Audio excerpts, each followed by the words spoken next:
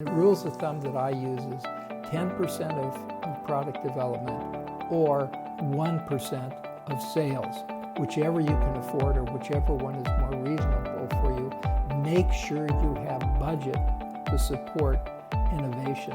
Ideally, although innovation is no individual's job function, everybody should be innovating.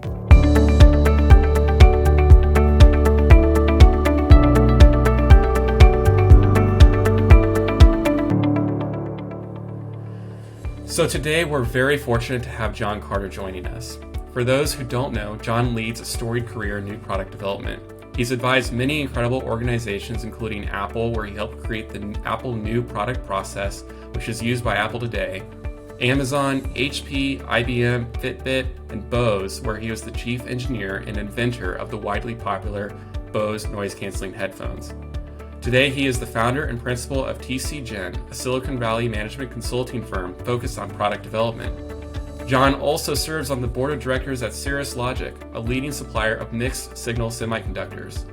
John is also the author of Innovate Products Faster, graphical tools for accelerating product development. And John is also on the Forbes Business Council, where he recently published the Forbes article, Looking for Innovation in All the Wrong Places, Inventing Outside the Core. I'm so excited to join everyone listening in today to learn from John about inventing outside the core. John, welcome to the show. Hey, Michael. So, innovation on the total product. Would it be okay if we talk about this for a bit? Sure. So, in your article, you start talking off about the need to innovate existing products. What did you learn from that? Well, what I learned, and this is from working with clients as well as my corporate experience, is that there's so often a focus on something totally new, something that hasn't been imagined, or the resources are consumed on just feeding the feature train and managing the releases. And what I really noticed was that there's an opportunity for greater wallet share, and that is by looking more at adjacency. In other words, what's next to your product that you could capitalize on, and how do you maximize the value and margin of the products you're currently producing? So your term, the total product, it's an all-encompassing definition for more than just the widget being made, so to speak. What are some of those things that includes? Yeah, this is borrowed heavily from Theodore Levitt and the Marketing Imagination. And he really talked about, in very simple terms, the notion that there's the core product. That's when people think about, product managers and engineers think about the core product to be delivered. It's a set of key features and a unique value proposition, et cetera. But people and companies don't buy that. They typically buy what's called the extended product. And the extended product is not only the core product, but it includes things like the brand, support, reliability, and comfort in knowing, let's say, that you've had some experience with that. So it's basically a brand promise that you buy when you buy the extended product. The augmented product is a much more all-encompassing term, because what it is both the core product, the extended product, and then additional services or features that you can add on top of the product set in order to extract more value. And so this total product is an opportunity for innovation, because often, Michael, the innovation in the core product is hard. It takes a lot of engineering cycles and a lot of support from IT and design and so forth, UX, UE. But if you look at innovating outside the core, you have an opportunity to maybe not be so R&D, research and engineering developer intensive, but rather leveraging other parts of the organization, let's say IT or marketing or customer success. Do most organizations, in your experience, think about the total product beyond just the core? No, I don't think so, and it's real opportunity. Of course, there's some great examples. My favorites is FedEx, because FedEx basically in the game to dominate overnight shipment, they're competing against United Parcel Service and U.S. Postal Service, those three. They were head and head in overnight delivery. What FedEx did, and why it's the undisputed leader there, is it simply looked at, well, what does the augmented product look like here? Now, they could have thrown more planes at it, more trucks, better logistical support to improve their performance versus UPS or United States Postal Service. They didn't do that. But what they did do is they invested in IT. What FedEx came out with was tracking. Tracking has nothing to do with logistics, airplanes, or trucks. In fact, you wouldn't say it's even a core competency of FedEx at the time. But what they did is they looked at their core product, which is delivering overnight packages, and then they solved the problem for customers, frankly, which wouldn't be needed if they were reliable. You don't need to track it if you get it on time. But the fact was that customers saw this as being so comforting and knowing exactly where the package was at any point in time. FedEx innovated outside the core. Yeah, and now today it's just expected that you have tracking if you want to compete with FedEx. Everybody has it. It's been commoditized. And now they send you, many firms send you a snapshot of the item in your front door. I mean, they really have closed the loop on this. Yeah. So, with a lot of organizations kind of not going fully invested into the total product, what do you think is getting in the way of more organizations going down that path? I'm going to answer that, but I'm going to back up a little bit because what you said was really important about this becoming expected. There's this model that this Japanese professor and leader taught called the Kaino Model. And basically what he says is the lighters of today will be the must-be's of tomorrow. And I think this kind of relates to this innovation concept because really identifying those things that delight consumers is often a key role in how to be successful. But getting to your question, I think organizations in general think of the total product as the product, the core deliverable, maybe some service and support, and maybe customer success. In other words, they draw the boundaries too tightly around what they view as the product and don't look at the ways in which you could augment it. Obviously, you can think about things such as data, AI, ML, and many of the other enhancements from the IT space and data space that could be obvious candidates for creating an augmented product. Don't stop at customer success, though. Yeah. They're not really thinking about what is like more beyond just the job to be done, but like just they're not really engaging in that full experience for the customer. Exactly, and I think part of it, Michael, has to do with the mindset of many product people, that they tend to think about their comfort zone. They may have had a project management background or engineering background, and so they tend to be myopically focused on the core offering and the core value proposition, not really thinking about, well, here's an opportunity, what is the job to be done here? And there's I think a trap that many marketing folks get into, which is what I call checkbox marketing, or the notion of feature parity, or seeing a competitive entrant into the field and simply comparing their feature set with yours. They're solving the wrong problem. And what you need to do is you need to look at ways in which you can expand out of that narrow box of ticking off the checkboxes. Yeah. So let's kind of shift gears a bit to finding ways to escape out of that narrow box and into directing innovation. Your background, your expertise in your company, TCGen, is really focused on helping organizations figure out how to develop innovative products. What are your thoughts around if an organization should or shouldn't direct that innovation? Well, in the Forbes piece, I kind of played around with this notion, and it's kind of a yes and no. I think on one hand, the biggest strategic thing that firms should do is in fact allocate budget for innovation. In other words, and rules of thumb that I use is 10% of product development or 1% of sales. whichever you can afford or whichever one is more reasonable for you. Make sure you have budget to support innovation. Ideally, although innovation is no individual's job function, everybody should be innovating. It does help to have an organization that's focused on innovation. There's a challenge there that sometimes they have resistance from the other parts of the organization because the ideas they throw over the wall aren't quite done and in the other organization's point of view. But frankly, any way that you can allocate and consistently invest on the budget of innovation is important. But more importantly than that, there's a really good question, which is, why company X? Why now? In other words, what is it about you that in fact enables you to meet, compete, and beat your competitors and grow your market?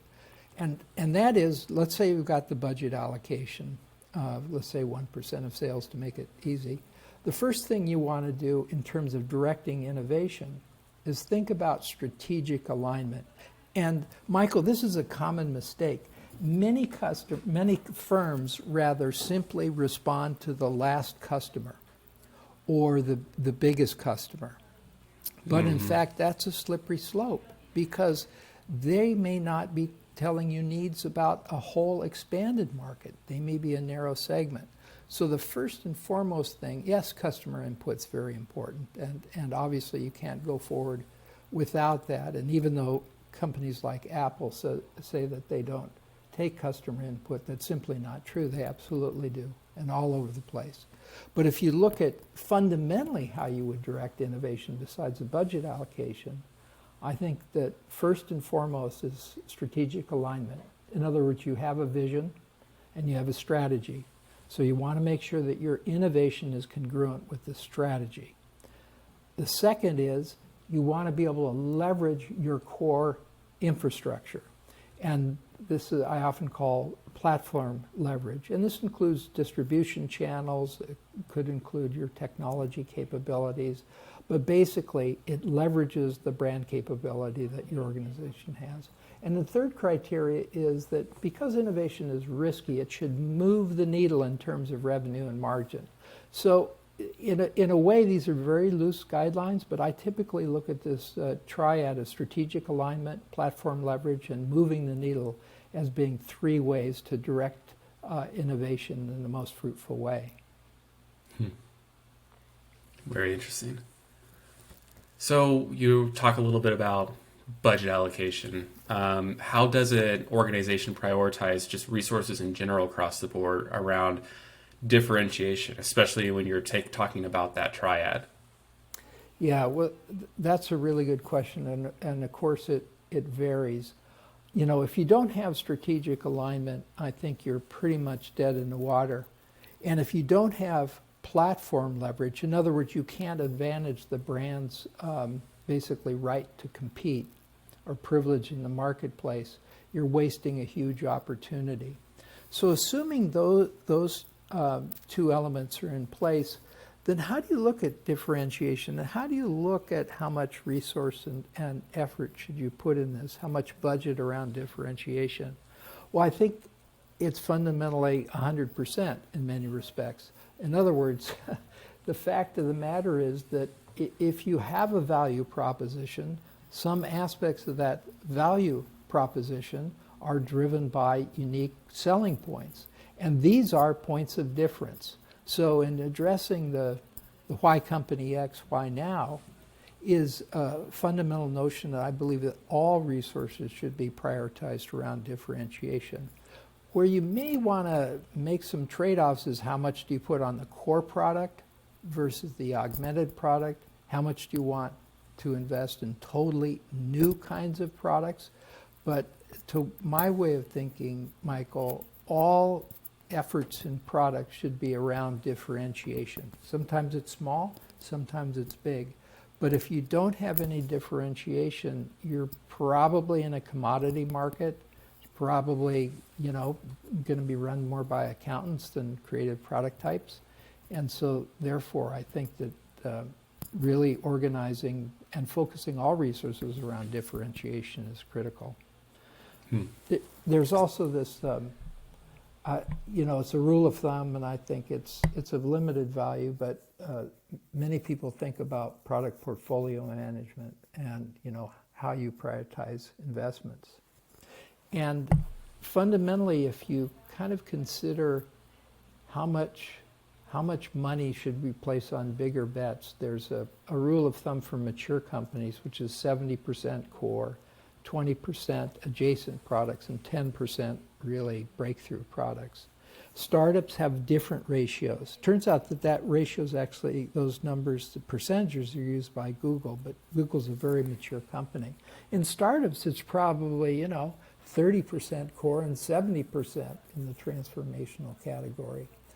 But I think the overlay, Michael, is that all of the effort should be focused towards differentiation.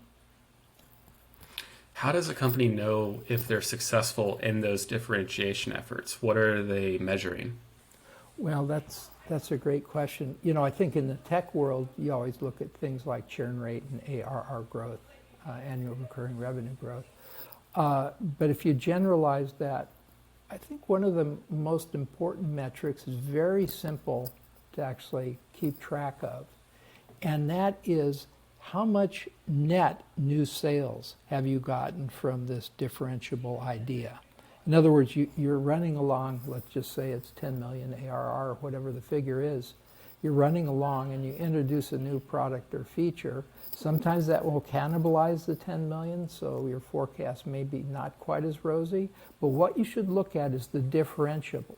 In other words, what were you earning before you did this differentiated product, and what were your revenues afterwards, and take the difference. And that difference is more or less attributable to the different products, the subsequent products with greater differentiation.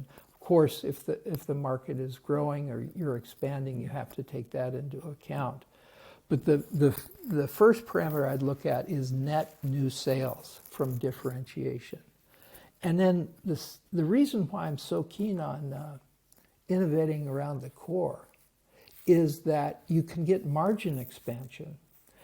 Many of the things in the augmented products, look at the FedEx example, which is I think salient in so many points.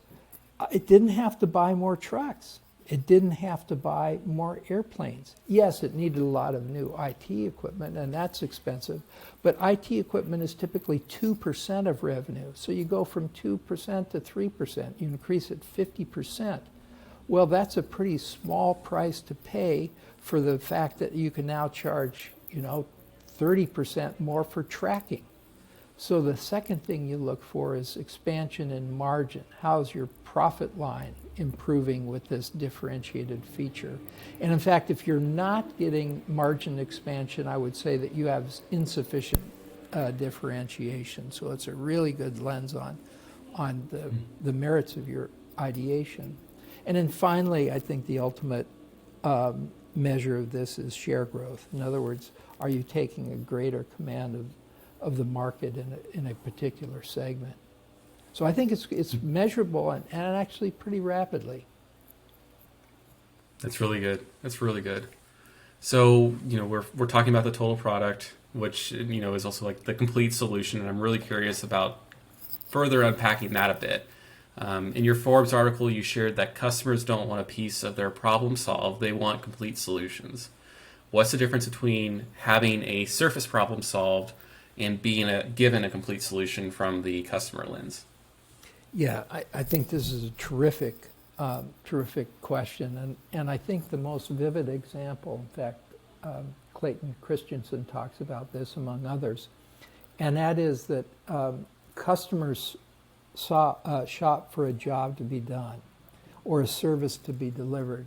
So in the simple analogy used on surface level problems, let's expand that to cleaning your house and floor surfaces. Basically, customers don't shop for mops. They want clean floors, because clean floors is a job to be done. And you can see, in this tiny little category, how much innovation there has been against mops with products like Swifter and other products that are very good at cleaning hardwood floors or non-carpets. And one of the reasons that's so brilliant is that they actually sell a consumable. So not only did they switch from making mops to making these floor cleaning solutions, but also you can't really sell buckets of water to consumers, but you certainly can sell cleaning sheets. And so if you think more broadly about the job to be done, this is where you can really think about and brainstorm and get some direction around the augmented product, because they think about the whole thing, the whole job to be done, not just replacing a narrow function by an existing product. So how can organizations start to unpack that complete solution when they're focusing on the product strategy instead of only focusing on one dimension of the customer problem, i.e. not the job to be done? So Swiffer focusing on the mops, and then also, oh, hey, we can also create this other product, or we're selling disposable throwaway sheets. Yeah, I think this is it's a great question, and maybe this example is extendable to this. So you might look at your product strategy with different lenses. For example, there's a market position which is high performance, high cost. You might say Mercedes is that way in the car business, or Apple is in the computer business or phone business. And this particular strategy, this product strategy, is one in which emphasizes innovation but also commands very high margin and high prices. But not all companies are innovators. Other companies are low-cost producers. They try and do an adequate job but go for the lowest cost. So that's their product strategy. And the third category you might look at is agile or fast learners or iterators. And I'd actually put Amazon in this category, which is Amazon is a relentless iterator. It did not invent e-commerce. It didn't invent cloud computing. But the fact it's now the everything store, and Amazon Web Services is the leading market share in terms of remote computing services. And in fact, it's really interesting to know that AWS, even though it's much smaller than the rest of Amazon, generates 70% of its profit. So they weren't even in the store business for cloud computing, only they leveraged their own capability to make that available outside that. And it's turned into the biggest profit driver for Amazon of all their businesses. So I think you need to first figure out, well, what is your product strategy? And then, as we talked about at the beginning with the notion of making sure that you've got strategic alignment, is then really looking at how we use the strategic framework, whether you're innovative, high margin, low cost producer, iterator. And then I'd recommend this use of techniques like design thinking or customer-led innovation as a way to give you some insight into the jobs to be done. Because even if you're a low cost producer, there are great ways in which you can augment what you do and what you offer to consumers. It's important to be congruent with the overall product strategy you're pursuing. One of the examples you just gave really stuck out to me with AWS and just the huge amounts of revenue that is producing for Amazon. I've certainly read a lot of studies just on that. And that can be very alluring for a lot of organizations to try to create their own, AWS, so to speak. But for an organization who might just be coming to the mindset of focusing on the complete solution, is this going to be more costly for me? Is this maybe an impediment? Is cost maybe an impediment to more organizations having this mindset that leads to incredible results like AWS and the other examples? That's a big it depends, Michael.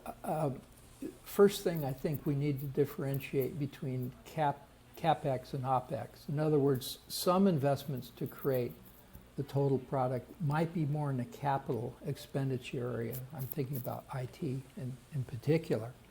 And then other things are OpEx. In other words, they reduce margin or increase the cost of goods sold, and looking at a SaaS model, they're talking about customer acquisition costs, for example. But the notion is that these should all pencil out, because maybe there's a higher capital equipment cost, maybe there's a higher operational expense that goes along with this innovation. But the fact is that they lead to higher revenues, higher than probably your standard product margin is, and more likely market share, which you might either capture or in fact grow the market, and therefore ultimately it should be justified. In other words, no argument that it's more expensive, but if you look at an incremental basis, it should be, if you will, very well justified, because you can charge more margin and demand more wallet share because you complete the job to be done. So yes, there is a penalty, but the payback is there. So how does a product organization align to focus on the complete solutions instead of just focusing on solving a few problems for their customers? Well, I'm sure at Crema you have some really great techniques for doing this, but I think if you combine the systematic, deliberate investment in innovation, say 1% of share revenue that I mentioned, the ways in which you can best realize the greatest value is customer visits in the environment of use, sometimes called customer inquiry. But it's the notion, and it was highlighted by the early pioneers in design thinking, even before the Stanford D School, was really this whole notion of customer empathy. And so you combine dedicated funding for innovation and you get real customer insight. I think you can really make sure that you solve the problem. And I'll give you a great example from my Bose days. So when we were working on the headphones, and I worked with Dr. Bose to come up with this early concept of active noise reduction, we didn't call it that. We called it a servo system around headphones. And we thought the primary benefit of the headphones would be that they'd sound better. In other words, they'd have more bass, they'd have less variation from user to user, they'd be more consistent and have a much more realistic reproduction. But what we found after visiting with customers is that no, people don't care about that. They care about noise reduction. And this insight, had we had it earlier, might have been able to shave some time off development, because we spend a lot of time on optimizing sound quality, and we should have spent time optimizing noise reduction. So these customer visits in the environment of use are really important. And the reason I say environment of use is that unless you're seeing what the customer sees, it's hard for you to really innovate the total solution. Yeah, definitely preach that. So how are other organizations moving towards the model of focusing on the complete solution? Yeah, I think that the obvious one, and as tech startups, but tech organizations in general, increasingly focus on data and artificial intelligence or machine learning to take the lead there. I think it's a natural first step, and I've even seen very, very large $30 billion insurance companies also get into this game because they have so much data. But the fact is, you can really use your data as a way to augment services and keep ahead of the competition. Amazon, again, has some great examples when it will actually indicate to you, based on your history, it thinks you're running low on detergent, and so would you like some to arrive next Tuesday? This is a very simple example, but it gets back, Michael, to the job to be done. Job to be done is having clean clothes, and if you have to make one less shopping trip or lug a big box of detergent home, Amazon can deliver it to your door and at the time predicted by your prior use. And that's a great example of data and AI. The other area I mentioned is obviously customer inquiry. So it's a way to focus maybe where these innovations may take place in terms of augmented features or other services that would help consumers in their job to be done. And I think what is really cool about Microsoft, which is definitely having a resurgence now, is that they're focused almost exclusively on innovation. They, as you know, they shed their disastrous Nokia investment, just trying to get in the mobile phone market, and that was a mistake. And so now the leadership is really focused on everything that they do, setting the bar high. In other words, setting the bar, is it innovative? Are we going to make a difference here? Google's the same way. They try and solve really hard, big problems. And so setting the bar with your organization to really encourage your leaders to take risks, but really strive to move the needle, I think is another way in which to motivate and channel your organization towards a complete solution. So speaking of moving the needle, let's talk a little bit about actually innovating, the actual act of innovating outside the core. What are some ways that organizations can move towards innovating outside the core? Yeah, well, I've mentioned design thinking, and I think that's an obvious. And Jake Knapp at Google Ventures came up with something called design sprints, which is you may use it at Crema. It's a much shorter 5-day exercise to really pack in innovation.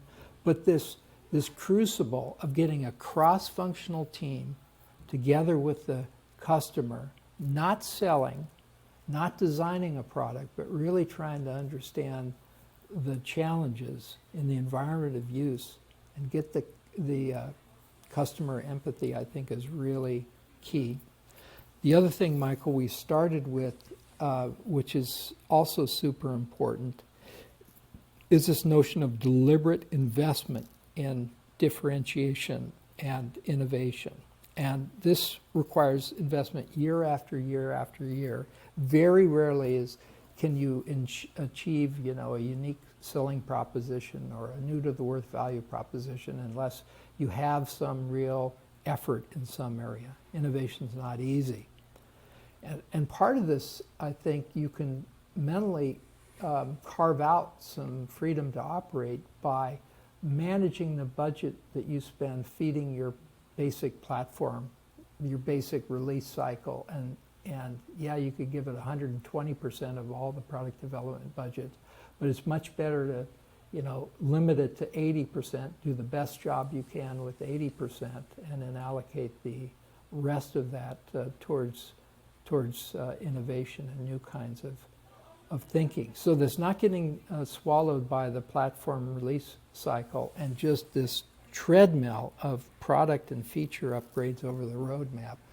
It takes discipline to do, but nevertheless, it's an opportunity to really avoid being suckered into Me Too thinking. So I think I have an idea, but what is your favorite way that organizations can innovate outside the core? Well, I would say it's focus. And that is focus on these areas that are more fragile, where you may not have a real customer set, but really focus on the innovation. And I don't mean focus in a platitude way. What I mean is not doing some things. I don't believe innovation is a peanut butter process. I don't believe that you should try and innovate everything you do. I think, frankly, that's a waste of time. What you need to do is marshal and focus your innovations in a couple select areas so you achieve true differentiation and true traction. Too many companies take the approach that they try and democratize innovation, and that's a fundamental mistake. I mean, it sounds nice, but the fact of and everybody cares about differentiation, but I want to separate improvement from innovation. Everybody should be constantly improving what they do and how they do it. But I think in general, a smaller set of people should really be focused on really this fundamental differentiation in terms of what we would call innovation, not improvement. That's awesome. So, how would you recommend that someone listening to this podcast get started in shifting their team or organization's focus towards innovating outside the core? Well, there are many places to look for insights here, but one I'd recommend is our website at TCGen.com. We have some great in-depth guides on product development strategy and the augmented product that might get you going here. Awesome. Yeah, I took a look at those, and they are incredibly valuable resources. So definitely recommend checking that out. Before we wrap up, John, would it be okay if I ask some personal lightning round questions? Sure, go right ahead. So these are things that, as we talk to leaders in products such as yourself, it's kind of nice for our listeners to know, what are some of these things that make you you. So for you, what of your personal habits have contributed the most to your success? Well, it's selective neglect. And this sounds like a funny term, but it's something I actually learned as an undergraduate. My roommates, suite mates across the hall, had very high grade point average. And I just wondered, because I was being buried under homework. And then I asked one of them, and he simply said selective neglect. And that has served me so well, both in terms of living my life as well as on the work front, because you can't do everything. And it's a terrible disservice to try and do a half job on everything or try and do everything. As a CEO, you just can't. And so you have to choose what you work on and try and bend the arc of the universe. And you can do that through selective neglect. Wow. What's your favorite tool that you use regularly? Yeah, I don't know really how to answer this, but I can say that I'm collaborating a lot more.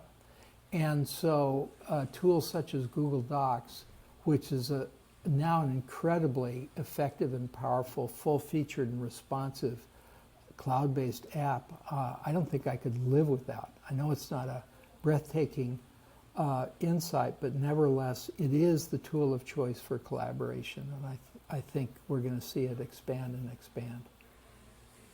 And lastly, for someone at the start of their product management journey today, what's the one piece of advice that you would give to them? Well, this is something I stole from Dr. Bose, and that is that better implies different, not the other way around. In other words, just because you're different, you add a new feature or new wrapper or whatever, it doesn't mean you're better. But on the other hand, to be better implies you're different from the rest of the pack. So make sure when you think about differentiation, you think about better, not just different. That is so valuable today, especially in a space where it can be easy to fall into the trap of generalization, not specialization. Right. So, John, thank you so much. I don't know about you, but the last 35 minutes or so have gone incredibly fast for me, learning so much from you. So thank you so much. Delighted to be here. Awesome. So you can find more about John at his site, TCGen.com. There's also loads of the incredibly helpful content available for free that he mentioned, ranging from product development to agile and project management. Again, thank you so much, John, for coming on the show today. Thank you, everyone, for listening. Definitely leave a review on this podcast with any questions or feedback. And follow and join our community as well at theproductmanager.com.